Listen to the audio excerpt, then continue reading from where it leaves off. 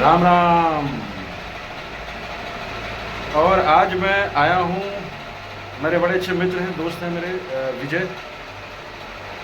इनके पास में अभी मैंने कुछ टाइम से आना शुरू किया है। ब्रेकफास्ट करने के लिए आ जाता हूँ और यहाँ पर जो है बहुत ही कमाल का ब्रेकफास्ट देते हैं मुझे।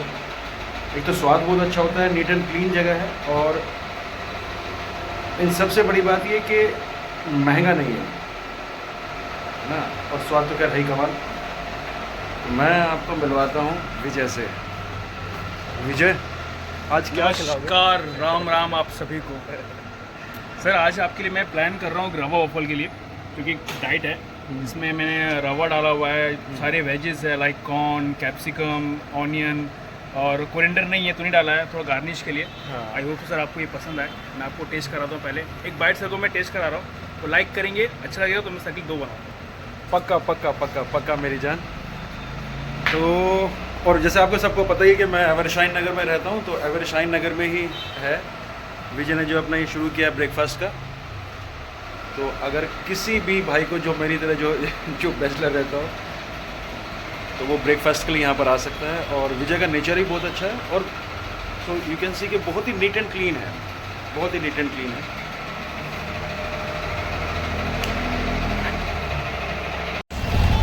बहुत मुश्किल के बाद ये ऑटो मिला है, और कम से कम मेरी 25 से 30 ऑटो वालों ने रिफ्यूज़ किया, जबकि मुंबई के अंदर कोई भी ऑटो वाला कहीं भी जाने से मना नहीं कर सकता है। या तो उसको मीटर अपना हाफ डाउन रखना पड़ेगा या उसको चलना पड़ेगा। तो ये मेरी समझ से बाहर की बात है, और मुझे ऐसा लगता है कि महाराष्ट्र गवर्नमेंट को इस संदर्भ में कुछ ना कुछ संज्ञान लेना चाहिए और कुछ ना कुछ एक्शन लेना चाहिए। ऑटो वालों की इतनी मनमर्जी चलने लगी है कि वो अपनी मर्जी से चलते हैं। वो भाई ठीक कह रहा हूँ कि नहीं कह रहा हूँ? आप चले, ये थैंक यू सो मच।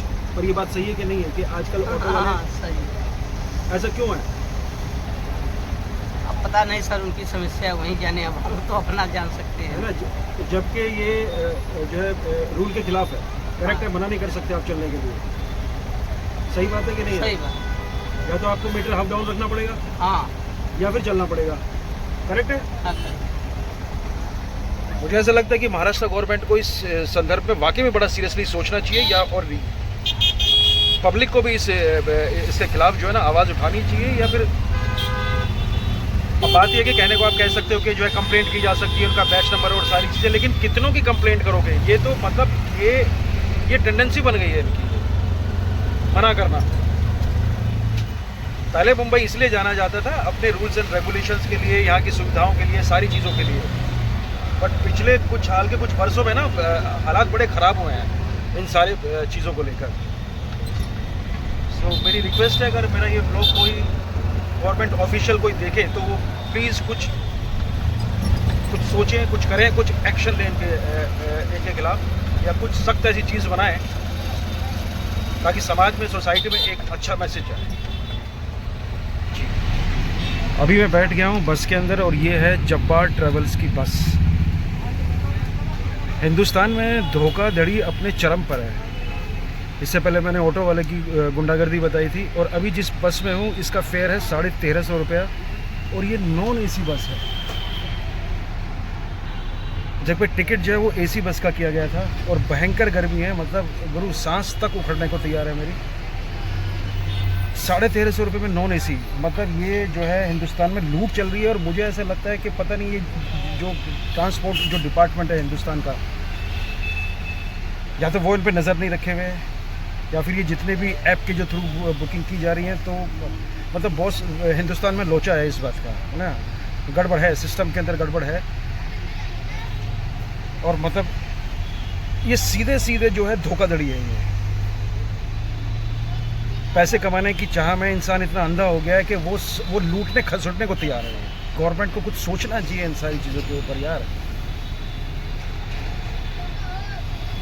मतलब अब ऐसा फील हो रहा है कि हिंदुस्तान ना जो है ना, वो मतलब जैसे शायद हम सब लोग ना कीड़े मकोड़े हैं यहाँ पर, कि मतलब हर चीज़ जो है मसलने को तैयार है, कि मसल दो, रौन दो बस।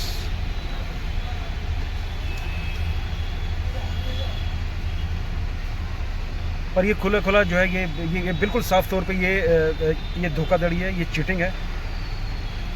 और कहने को आप कह सकते हैं कि मैं इसके खिलाफ़ कंप्लेंट करूं, लेकिन बात वही है कि यार कितनों के खिलाफ़ कंप्लेंट क्या मतलब क्या करे इंसान ऐसा। मेरे पास शायद व्लॉग एक अच्छा माध्यम है जिससे मैं अपनी चीज़ें जो है लोगों तक पहुंचाऊं। क्योंकि टिकट जो है वो लकी ने मेरे दोस्त ने करवाई थी, तो अब क्या कह सकता हूँ, उसने तो मतलब उसने तो अपनी तरफ से सारी चीज़ अच्छी की थी और इसमें लकी कोई गलती नहीं है। और दूसरी चीज़ ये कि जब्बार ट्रैवल्स का मुझसे ना मुझे जो है आज से करीब 1.5-2 साल पहले भी मैं जब्बार ट्रैवल्स में आया था, तब भी हालांकि वो तो एसी बस थी, लेकिन जब्बार ट्रैवल्स के साथ तब भी मेरा बहुत ही गंदा एक्सपीरियंस था। मतलब इसलिए नहीं कि बस जो है वो नॉन एसी है और मैं ये इसलिए ये बात कर रहा हूँ, नहीं, जब्बार ट्रैवल्स जो है वो मुंबई हैदराबाद रूट पर सबसे गंदी बस है, वो उसकी एसी हो या नॉन एसी हो, पैथेटिक। प्लीज़ जब्बार ट्रैवल्स में ना बैठें।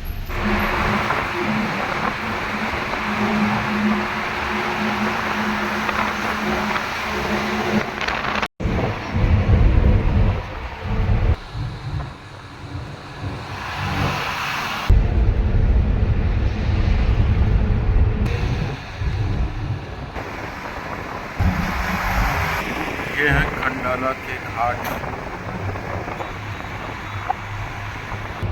और कुछ हल्की हल्की बूंदें सी पड़ रही हैं।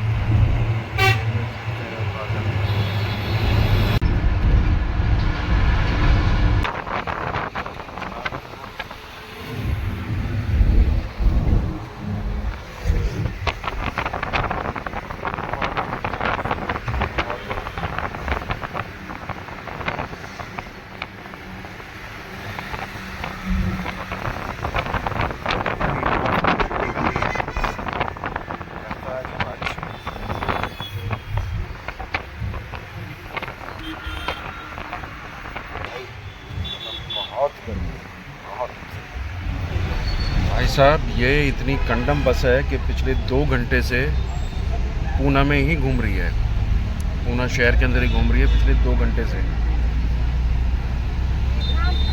और ये लाइफ में पहली बार ऐसा हुआ है। मतलब अव्वल दर्जे की वाहियात बस है जब्बार ट्रैवल्स।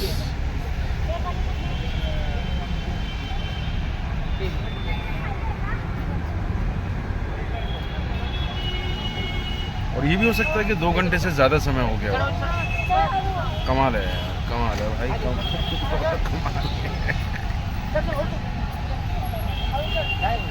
जब्बार ट्रैवल्स में बैठने से कृपया परहेज कीजिएगा।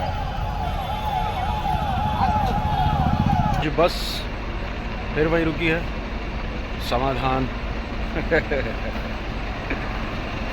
बट आज मेरी भूख का समाधान हुआ है, क्योंकि पिछले कई दिनों से ट्रैवलिंग हैदराबाद से मुंबई, फिर दोबारा मुंबई से हैदराबाद, तो इस बार इतना समय नहीं था कि घर से कुछ जो है मुंबई से कुछ खाना, कुछ वहीं से कुछ पैक करवा लेता, है ना। बिल्कुल कट टू कट मामला चल रहा था, तो आज मजबूरी में खाना पड़ा। और हमेशा की तरह वही रोटी, बिल्कुल जो है रोटियां जो है वो बिल्कुल पापड़ की तरह है, पर भूख इतनी ज़ोर से लगी थी, मरता क्या ना करता, मजबूरी में खानी पड़ी। भूख लगी थी बहुत ही ज़ोर से, और अब कोशिश करूँगा कि सो जाऊँ। और हमेशा की तरह जो ब्लॉग में बोलता हूँ ना, राम राम।